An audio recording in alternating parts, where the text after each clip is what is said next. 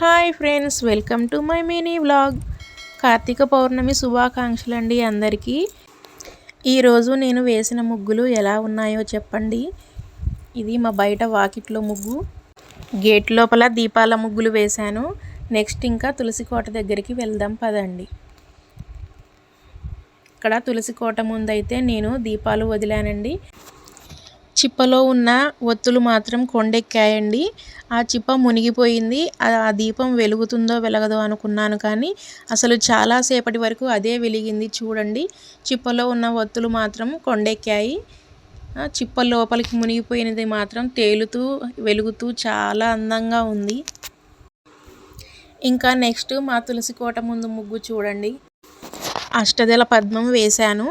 ఎలా ఉందో కామెంట్లో చెప్పండి. ఇది మా తులసి కోట. నెక్స్ట్ పక్కన ఉన్నది ఉసిరి చెట్టు అండి. ఉసిరి చెట్టు ముందు కమలం దీపాలు వేశాను.